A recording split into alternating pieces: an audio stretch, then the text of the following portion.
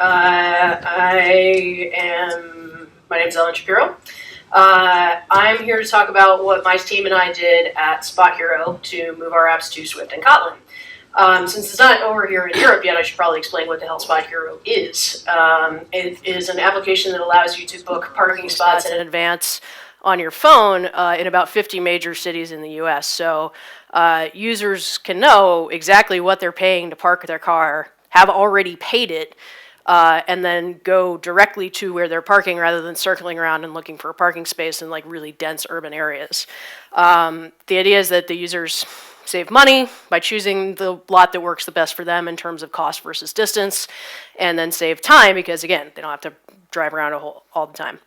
So there's one thing that I have to note before moving on to the meat of this talk, which is a little bit awkward. I actually don't work for SpotHero anymore. The short version of the story is that my girlfriend and I, well, actually that's not really very accurate because we're a little less that couple than this couple, although I'll note that I haven't worn a skirt since about 2003. So we and our cats, well, actually that's not a very accurate representation either because my cat is kind of an asshole and her cat is terrified of everything.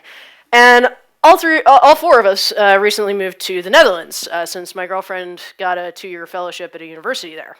And while I had intended to stay at SpotHero while I was abroad, it turns out that the Netherlands is a country in the European Union.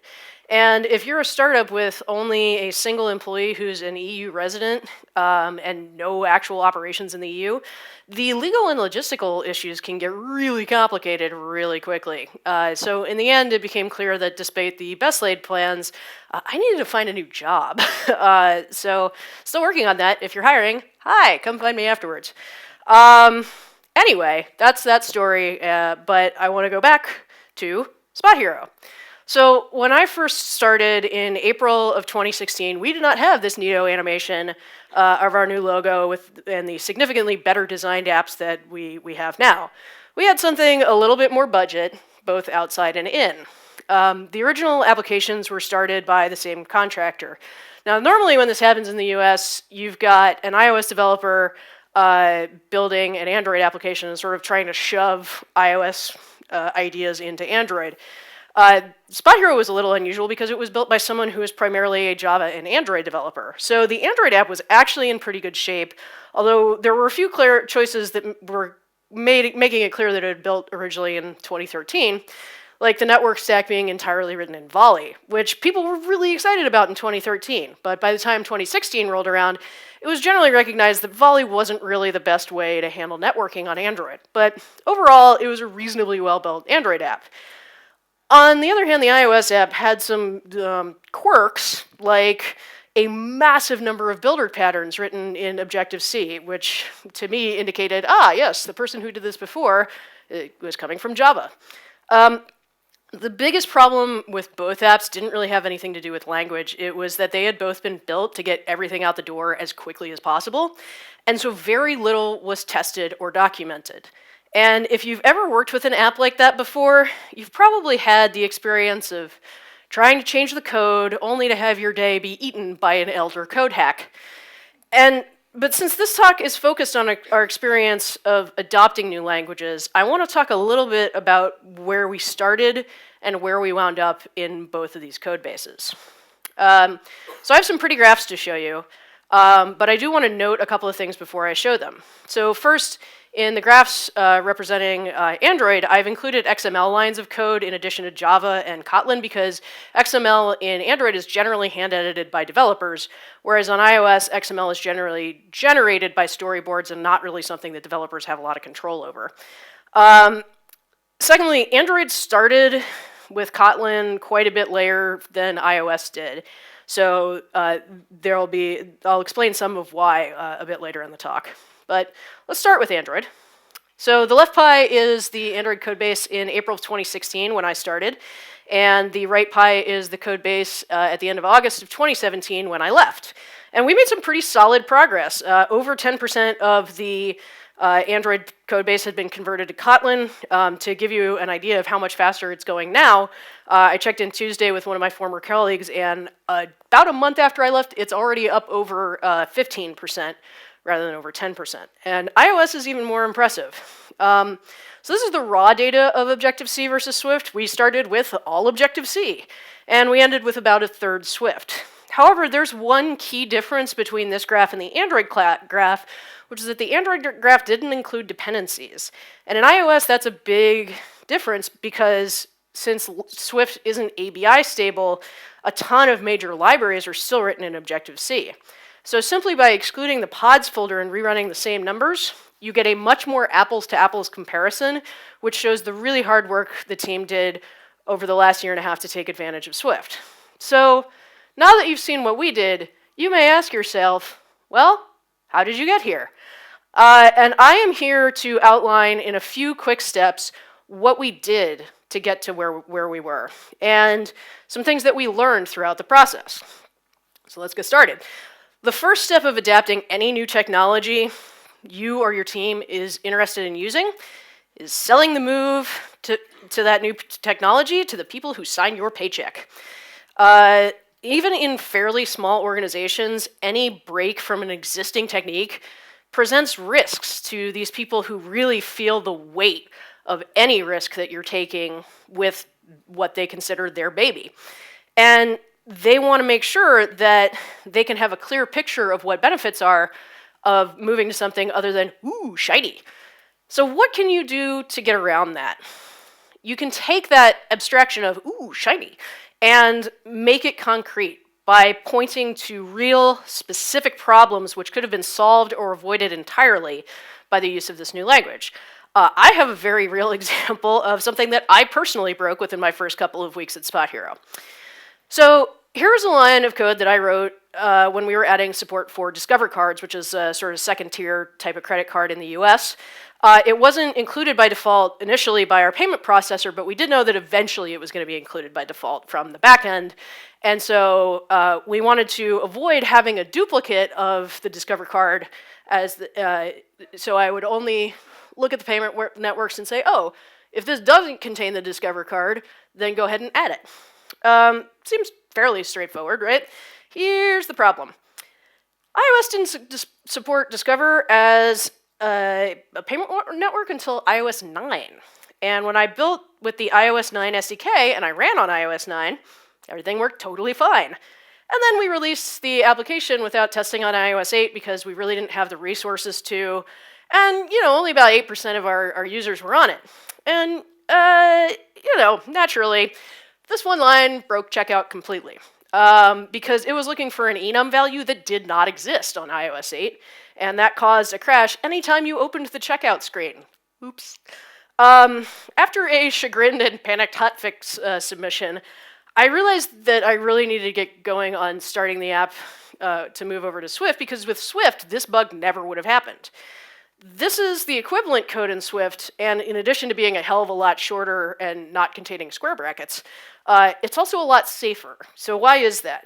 Because if the compiler saw that I was still supporting iOS 8, even if I was compiling with the iOS 9 SDK, the compiler would have thrown an error, and the code would not have compiled until I added this lovely little annotation that tells the compiler, hey, this code should only be run on iOS 9. And at that point, you then have something which is both safe at compile time and runtime. You've eliminated a potential source of crashes, and in my particularly dumb situation, revenue impacting crashes. Being able to point to something that you did and say, this never would have happened with the safety features of a new language is absolutely huge in getting the people who sign your paychecks to think, yes, this is a good idea. The other thing you have to do besides pointing out the benefits to the bosses is to be honest about the potential drawbacks of the language that you're going to use. This often means you have to do something really, really hard. You have to be honest with yourself about what potential drawbacks exist. This can be really hard when you're really excited about a new technology. But part of convincing a CTO or even a manager that the cool new thing that you want to try is worth it is being able to honestly weigh the benefits versus the drawbacks. And if you do that, you have to acknowledge what those drawbacks are. And for example, Swift is awesome. The problem is that it's not ABI stable, which means that any code that you ship that contains any Swift needs to also include the binaries of the Swift libraries that it was built with.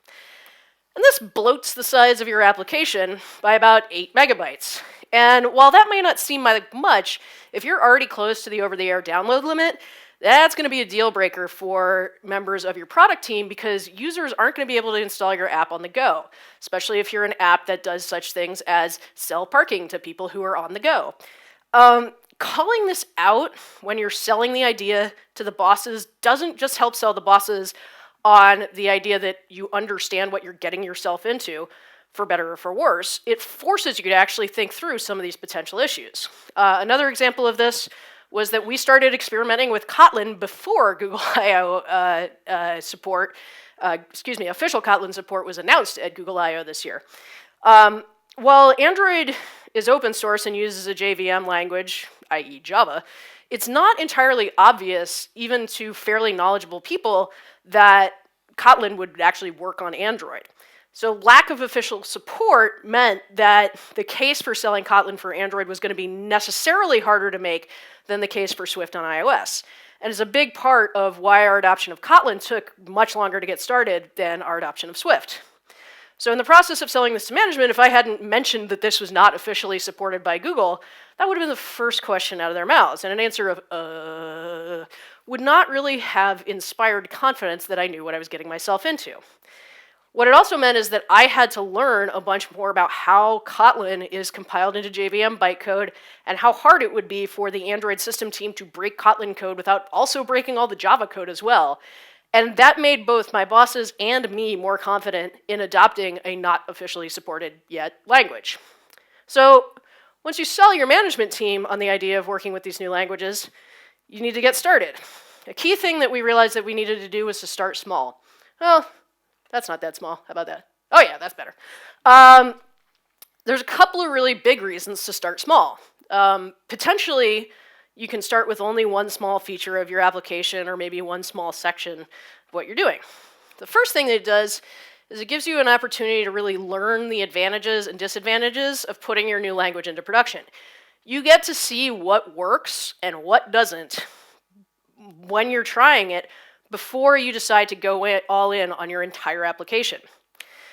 It really helps to be able to distinguish what is complicated because you are dealing with a new Android or iOS API that you have never worked with before, or because you are using a new language that you have never worked with before.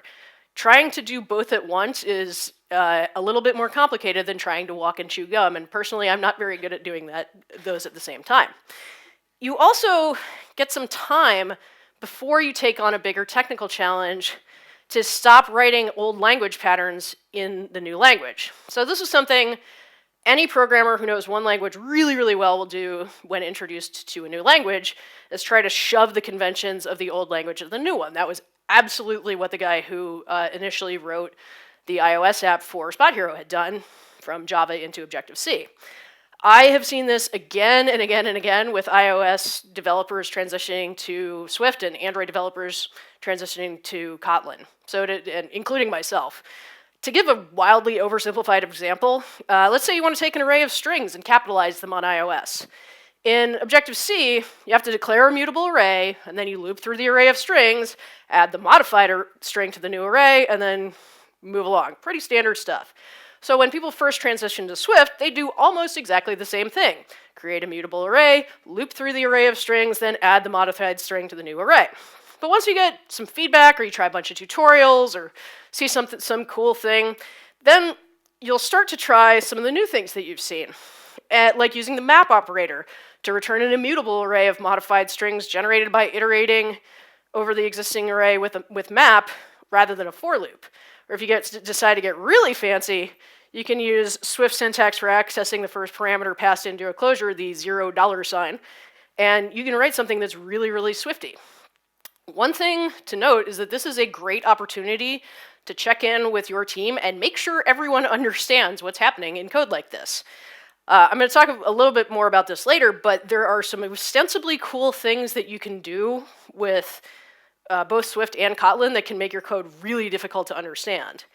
If your team, for example, is still getting the hang of Swift, it may be temporarily easier to use this Swiftier example that is doing exactly the same thing as the Swiftiest example, but because it takes advantage of the functionality without using this sort of weird syntax, it's easier for somebody who's coming into the code base to understand exactly what's happening.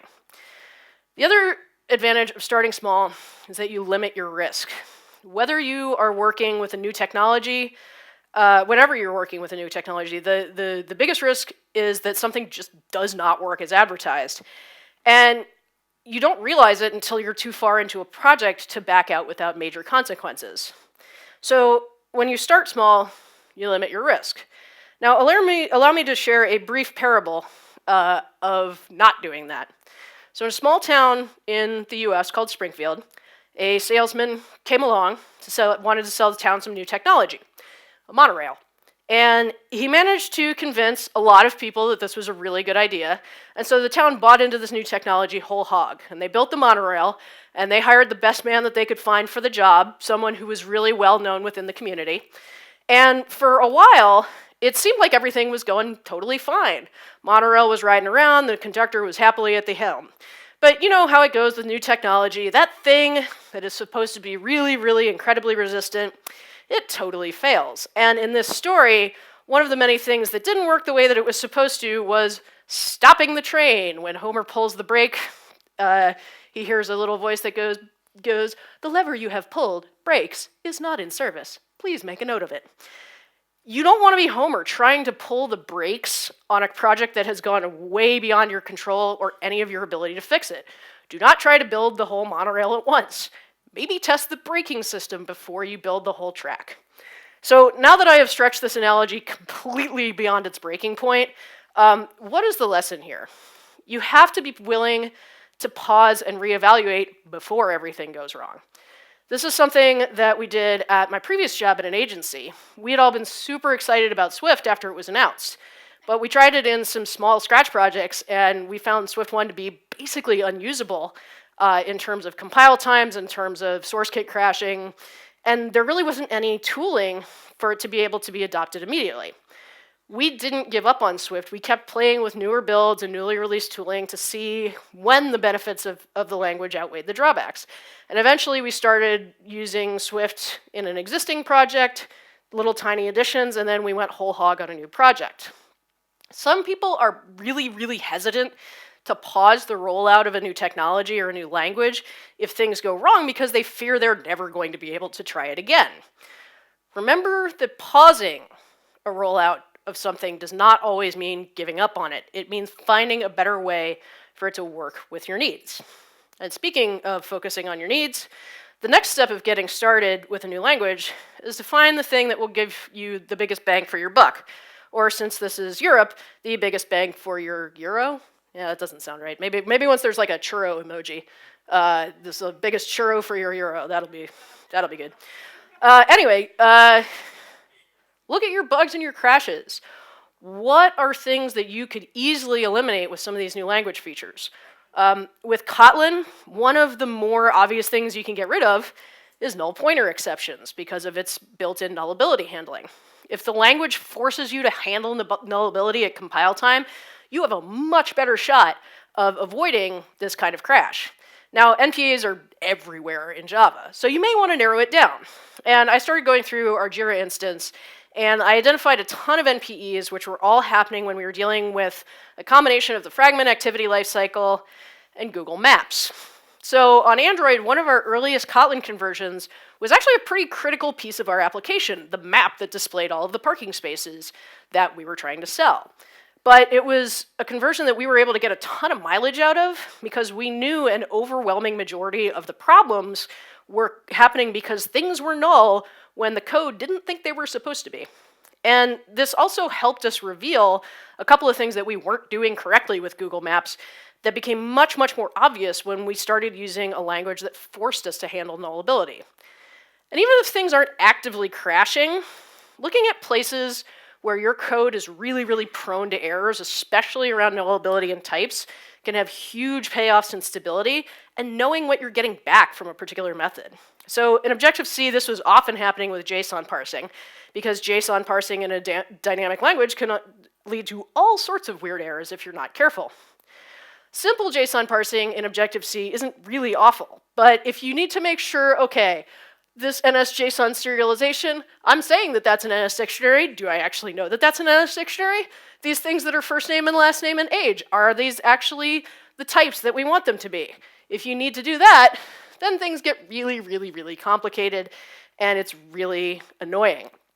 At some point, so initially in Swift, because of its type safety and null safety, a lot of different JSON libraries came together to make it easier to parse JSON in a type-safe fashion. But because there were about 17 of them and they all sort of did things their own way, eventually the Swift team was like, okay, everybody stop bike shredding. Here is an official way to deal with JSON encoding. This is going to be much easier. How much easier is it? Let decoder equal JSON decoder. Return try, maybe, decoder.decode. And basically that try question mark says, if there's an error, just return nil. And this is basically saying, okay, as long as everything conforms to what I've set up, give me back an object. And it does require a little bit of setup. You set up the properties, you set up the coding keys in order to say, hey, this thing that's first name and last name that's in camel case, these actually need to be mapped to the snake case first name and last name that we're getting back from the server. And that's something where moving to this system allows you to catch those errors much easier because those things stand out really, really, really loudly. The next step that you want to do is start using advanced features for fun and profit. And also maintainability.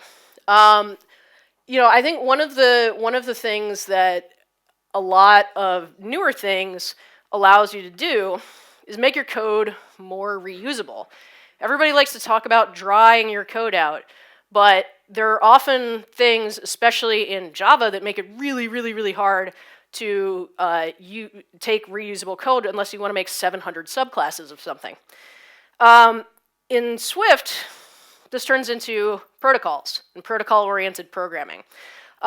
Essentially, what you do with protocol-oriented programming is you declare a protocol similar to a Java or Kotlin interface, and then you can actually make what's called a default extension. You can say, okay, any place that this particular thing, there's something that that declares it's conforming to this, here is a default implementation for that.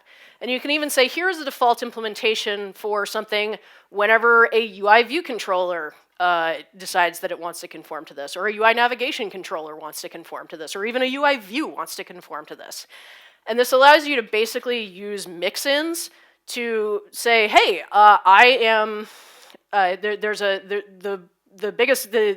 the simplest example that I can think of off the top of my head is we had a protocol for HUD showing, which is basically anytime we need to show a loading spinner, we made a protocol that said, hey, I am HUD showing. And it had about 6 or 7 different methods in terms of showing HUDs with a label or without a label or animated or not animated. And the only thing that anything that was implementing this protocol actually needed to give us was, what view do I show this in? And so what that allowed us to do is say, hey, for view controllers, do this. For navigation controllers, do that. For just plain vanilla views, do this other thing. And not have to code that into every single thing that we were doing. You just add that protocol conformance, you say what the view is that you need, and then you're done. Kotlin, extensions. So these are not quite the same as default extensions in Swift. These are a lot more similar to categories in Objective-C and just plain vanilla extensions in Swift. So basically what this allows you to do is add functionality to a class without having to subclass it. And so let's say you need to do a whole bunch of different things that all call into basic pieces of the API for a particular class. But you don't need to actually override anything, you just need those things to be part of that class. And this basically allows you to sort of glom extra methods onto every single thing that you're working with. And it's something where this type of functionality can make your code safer because it allows you to concentrate everything that needs to be happening in one place. Again, drying your code out is really helpful. Another thing that's really helpful, is the Swift version handling, which I already went over. Already went over. And so I'm going to skip to Kotlin XML IDs being automatic variables. This is a huge time saver built into the Android extensions framework for Kotlin. And it basically removes the need for any view binding frameworks. So in ye olden days of Android development, you declared your activities layout in an XML file. Then you declared a corresponding Java variable in the Java file. And then in your activities on create, you set the content view. Then you had to use the untyped find view by ID, and then cast it and assign it to the variable you just created. And then you can use it. Now there's a library called Butterknife that at least removes some of this redundancy with annotations and generated code. But you're still having to manually add this bind view annotation and make sure that the proper text view there is actually in the layout that you're using. Kotlin actually does this even better. So using this Kotlin X Android synthetic main activity profile, you take that same text view that was in the last couple of slides, and now you are able to have variable IDs that are actually created based on the IDs that you're using in your layout. You only have to give one name that you're using to refer to a given view. And that reduces confusion and propensity for error even further.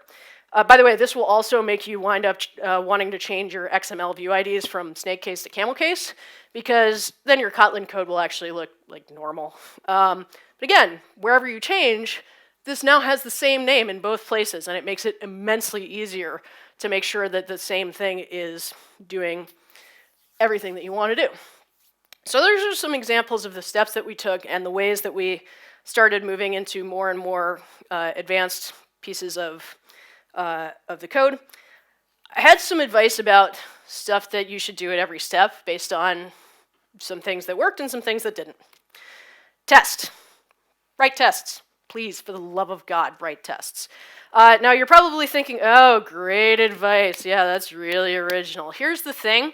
Testing is extra important when you're using a new language, because you need to verify that you're actually getting the results that you expect from your shiny new toy.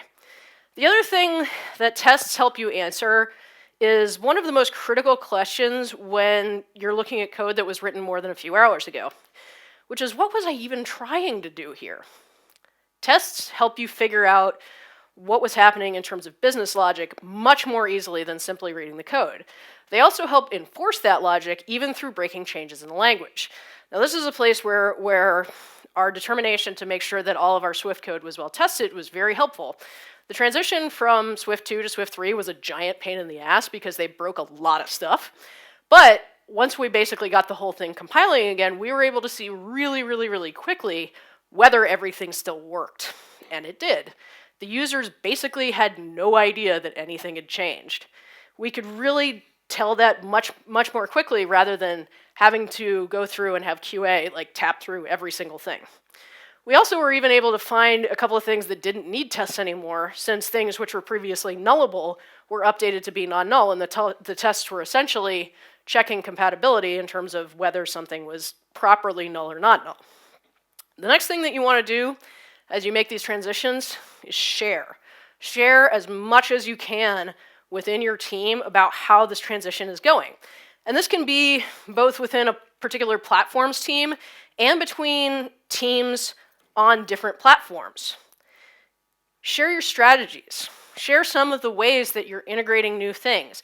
Because the syntax of Kotlin and Swift can often be very similar, having iOS developers look at what the Android team did for a particular feature, or vice versa, can be really helpful in refining certain parts of your architecture and your data models.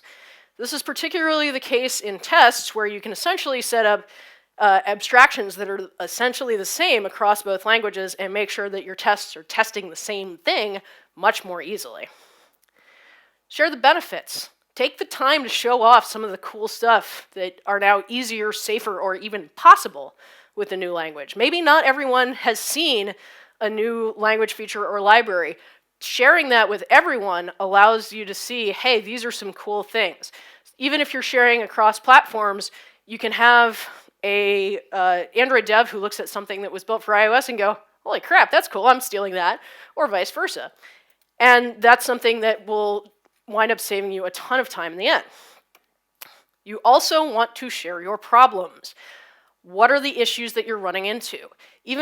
Especially if you're working with two different languages that are dealing with the goals of type safety and nullability, and you are having problems around those things, those are things where maybe if you are able to talk to your Android team as an iOS developer or your iOS team as an Android developer, they might have some ideas of how to work around some of these problems. The other way to get feedback within your discipline and to get information from people at all levels of understanding of any given language is code review. The last two places I have worked had code review by another developer on every single line of code that every single person wrote. If I can help it, I am never going back.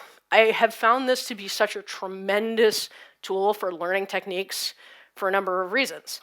The first is that when you read somebody else's code, you are inevitably exposed to new ideas, new frameworks, new tools, new techniques, and even new languages.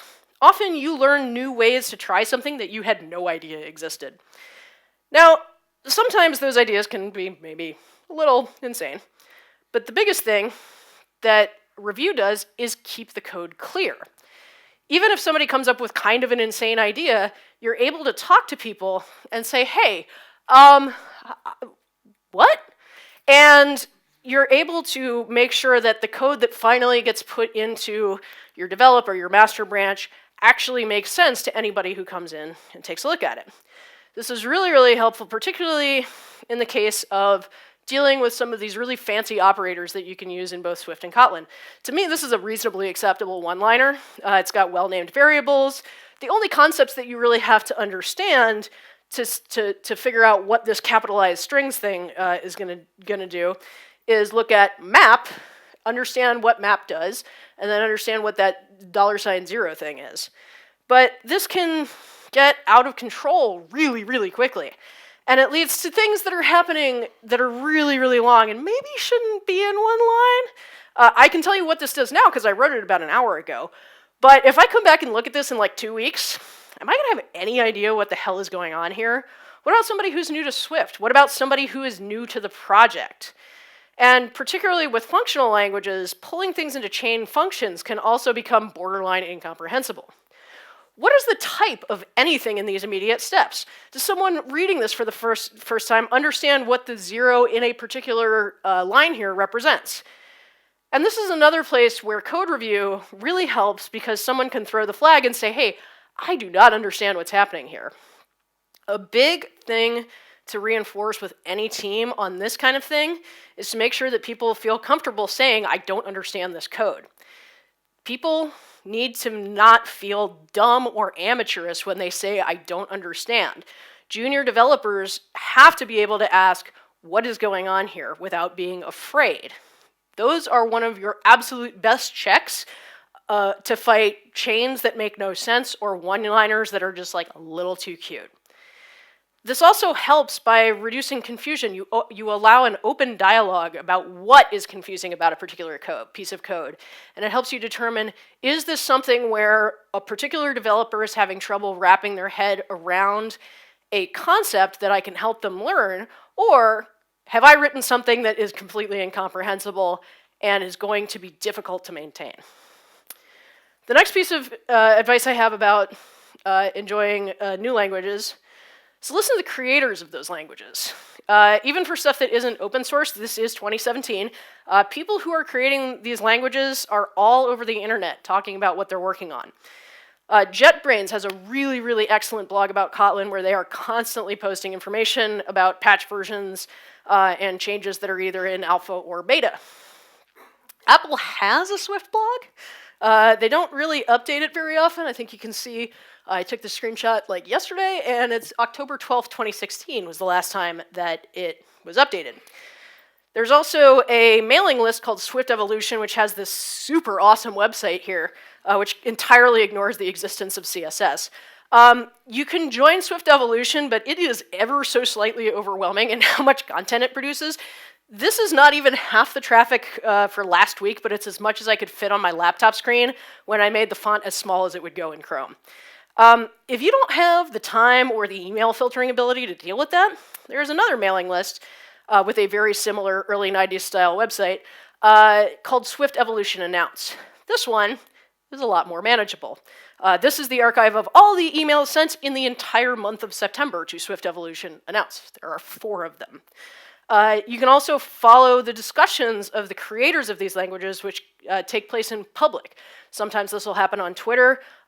Sometimes these will get much, much longer than that. A great example of this is Chris Latner, who was the original creator of Swift. He posted a gist that he called concurrency in Swift. One approach, as if he's just some random dude coming up with a proposal rather than the guy who created the language. You'll note that the original name of the file is taskconcurrencymanifesto.md, which is a little bit more honest about what this very, very long gist is. This is actually a really fascinating read, and to me basically proves that Chris Latner is smarter than I could ever dream of being. But being able to look at this and see the discussions around it, understand what's happening in the comments, understand some of the revisions that are being made, that allows you to look at your code and say, what's coming? What is coming next for this language that is still changing? There is one caveat to this. You need to listen skeptically to the creators. Take everything they say with a big old grain of salt, because they often have really, really good intentions to get things done, but sometimes things get away from them. I mentioned earlier that Swift is not ABI stable. It is not something where Swift language can just talk to an operating system. There has to be a specific set of things that are included from the portion of the version of Swift that you were building with, so that the system knows how to run it. This was originally supposed to happen in Swift 3. Swift evolution process wound up causing a ton of changes in the language, and they were like, oh yeah, as we get deeper into the Swift 3 release cycle, not happening. So they were like, okay, we're going to postpone this to Swift 4. And then when Swift 4 was getting down to the end of its development process, they realized that source stability was a more critical goal, so they once again postponed ABI stability. And again, they have declared that seriously, this is going to happen in Swift 5. No more deferrals now, I mean it, which some Swift developers are still taking with a pretty big grain of salt. And this tendency is related to sort of the final point that I want to make about what we learned. Watch out for Yaks. There will always be plenty of temptation to change huge parts of your code wholesale in order to take advantage of the very latest features in a language or get everything working exactly the way you want it to. But at a certain point, you wind up changing code you never even wanted to look at in the first place, and congratulations, you've now shaved a yak in order to do something completely unrelated. You may have to declare what feels like an arbitrary point to draw the line, but you have to draw it somewhere. For me, this is where my model becomes, never let the perfect be the enemy of the shipping. Having the world's most elegantly architected application with all of the newest language features doing all of the best stuff gets you exactly nothing if it doesn't ship. Pick a place that allows you to make an incremental set of changes and ship those. Continue iterating, continue making things better. Don't get too complacent and ship something terrible, but something that works somewhat better and is somewhat more maintainable is still an improvement. Ship that improvement when you can. So we have come to the end of the talk for the obligatory summary slide.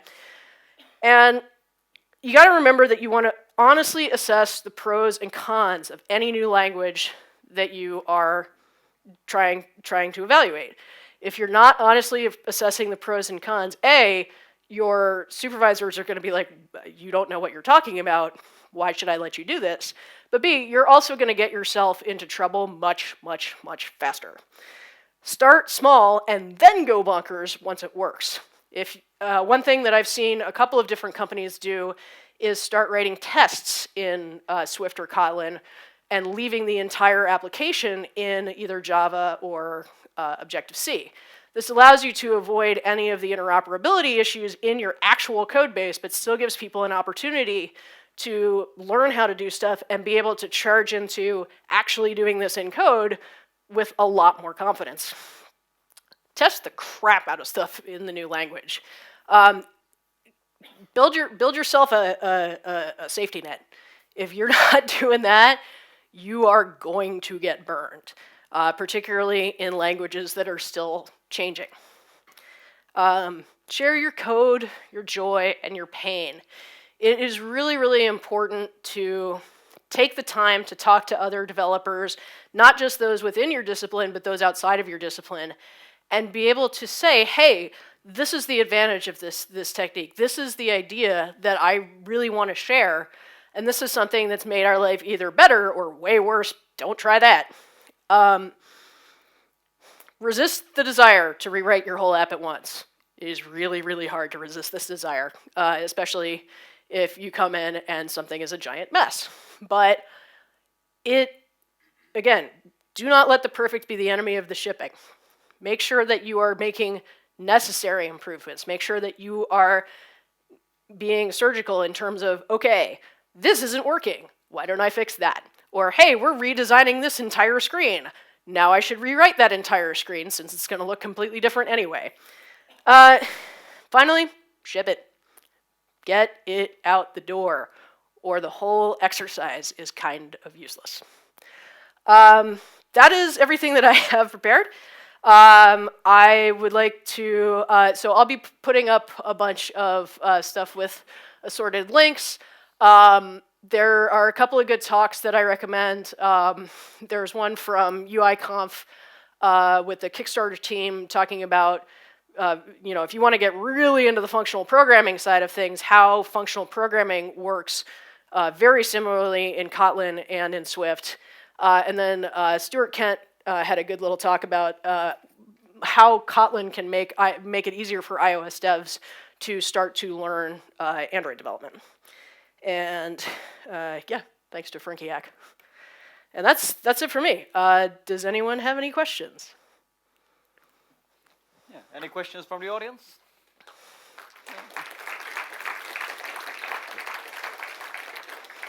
Thank you.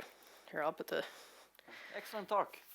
Thanks. Yeah, how many people here are using Swift in production? A lot of you. And how many people here are using Kotlin in production? A smaller number of you. I'm always curious to hear how other people have experienced the same thing, just because I know that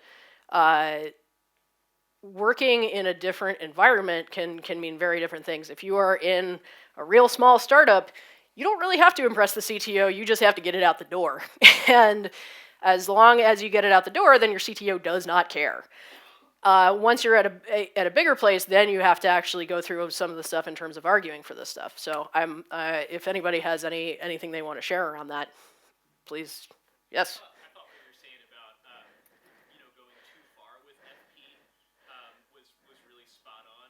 But I am curious to know, where do you draw the line with, like, I guess, a basic level of competency with FP as opposed to, like, doing stuff, I forget how you put it, but basically creating something that's overly cute or inventive, quote unquote. Yeah. So the question is, how do you draw the line between what is a good use of functional programming versus something that's a little too cute, that's hard to maintain? I think for me, a big thing that's helpful is making sure that the other people in my team can look at that and understand what it's doing. I also feel like one of my sort of worst weaknesses and greatest strengths is that I have an absolutely garbage long-term memory. And so I know that if I come back and look at something even 2 or 3 days later, if it's not really, really, really clear what this thing is trying to do, if it's not commented or really well named, I'm going to have no clue what the hell I was trying to do. And I think that's something where sort of looking at something and thinking about it from the perspective of, like, okay, if I had never looked at this code before, would I have any idea what the hell was going on? And that's sort of the place where I draw the line. It's just sort of like, okay, like eventually someone who is either you far enough in the future that you've completely forgotten what you were doing, or someone who's never seen this code at all is going to come in and look at this code and go, what? And you want to try to limit that to what rather than what. So. Yeah, and I'm seeing the image of that meme as you say that. One thing I have a question about in Swift, I'm not super familiar with Swift. I work around a bunch of people who are way more versed in it than I am, but I do know Kotlin pretty well at this point. Can you alias those $zeros to actual names of variables? One of the things I find Yeah. is like, the variable it in Kotlin, right? Yes. It's like, ooh, okay, well, it, what is it? Yeah, for sure. That's. To this, right? And then you get all puzzled with that. Can you can't alias it, I think?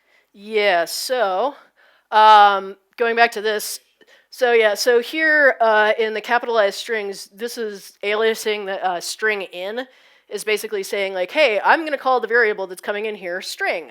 And then what's being returned is not actually like a return that goes out of scope for the entire function. It just returns for that map function. And so what that allows you to do is say, hey, I am going to more clearly identify what this thing is that's coming in, give it a name, make it a little bit clearer. I definitely agree. One of the things that I had a really hard time doing when I first reviewed a lot of Kotlin was figuring out, all right, what the hell is it at any given point in time? Especially when you're looking at reactive code. That can be, when you're looking at, if you're looking at RX and Kotlin, this is back to what I was talking about in terms of like, try not to walk and chew gum at the same time. Try to focus on, do I not understand the concept of RX, or do I not understand the concept of the Kotlin it operator? And it makes it a lot easier to sort of figure out like, okay, like let's have a better understanding of what's going on here. Yeah, because one of the styles we've kind of adopted is always name it within the curlies with some exceptions, and it does make it a lot more clear, like, what you're doing. Yeah, naming those variables, I think, is very, very helpful when you're doing more than just to like take this and do one very simple thing with it. I think that's sort of where I tend to be okay with one-liners. Yeah, unnamed arguments are quite unclear for code. Yeah, it's definitely, and I think this is another place where using descriptive names for your variables is really, really helpful, because this is basically saying, hey, what I'm doing here is I'm taking an array of strings, and what I'm going to get back is an array of capitalized strings. And that is something where that gives someone who's never seen the map operator or that $0 notation before a better idea of what the hell they are actually expecting out of that. Does anyone else? Yes? I really like the idea that to be honest with your boss when you're selling to talk about benefits and drawbacks. So what are some examples from your experience of the drawbacks of some problems that you didn't have in Objective-C and Java, and now you migrated and now you got them? Yeah, so the question is, what are some examples of things that I didn't already mention in terms of drawbacks? So I already talked about sort of the bloat, and particularly in Kotlin prior to a couple of months ago, not having official support from Google. One thing that I will definitely point to is you start to get interoperability things happening. Java and Kotlin are not as bad as Objective-C and Swift because they're both eventually compiled down to JVM bytecode, but you can have something where you say, hey, yeah, this is non-null. This is never going to be null. I swear to God, it's never going to be null. And then when it turns out to actually be null, then your code kind of blows up in a way that sometimes it's like, hey, that was null. And sometimes it's like, I don't understand what happened here. I spent a solid day chasing down an Objective-C to Swift nullability problem, where basically I had said, hey, this will never be null, except I forgot to return something from a particular thing. And then automatic reference counting was like, oh, well, you didn't return this, so I guess you're done with it. And then when something tried to access that thing that had been reaped, it caused all sorts of weird crashes.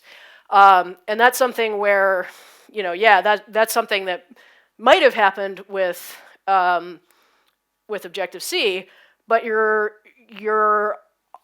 have this certainty when it's being used from Swift, where it was like, well, I said that was not null.